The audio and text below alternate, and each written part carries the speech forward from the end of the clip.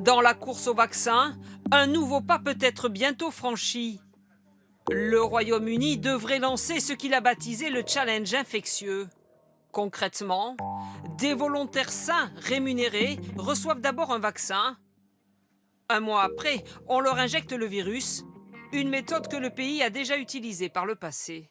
Ce jeune étudiant d'Oxford est candidat pour faire partie des 100 à 200 volontaires retenus. Si je peux avoir le virus sous contrôle médical, la manière dont mon corps va réagir pourra peut-être permettre aux scientifiques de développer un vaccin ou de choisir entre un bon et un mauvais vaccin. Et j'en serais vraiment heureux. En plus, je suis plutôt jeune. Avantage de cette méthode, la rapidité. Car plus besoin de passer par les 3 phases longues des essais cliniques. On peut regarder la réponse à l'infection de l'individu pour voir si il fait une absence totale de symptômes ou si quelques symptômes apparaissent, quel est le niveau de la réactivation immunitaire qui se fait.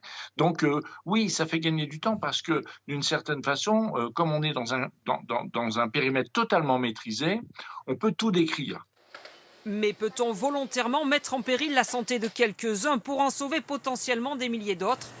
La réponse est non pour cet expert. On va leur injecter le virus vivant, le SARS-CoV-2, celui qui donne la maladie. Et ça, c'est un geste qui qui peut être létal. Et en France, avec l'éthique de la médecine française, celle qui est acceptée en médecine, nous n'acceptons pas de faire prendre ce risque à des volontaires. Reste une question. Que fera la France si par cette technique un vaccin efficace est mis au point? Les autorités demanderont probablement l'avis d'experts. Il est important que malgré la course au vaccin auquel on assiste actuellement, on soit capable de s'appuyer sur, en l'occurrence ici, la Haute Autorité de Santé. Si l'Agence de santé britannique donne son feu vert, les essais pourraient démarrer en janvier prochain.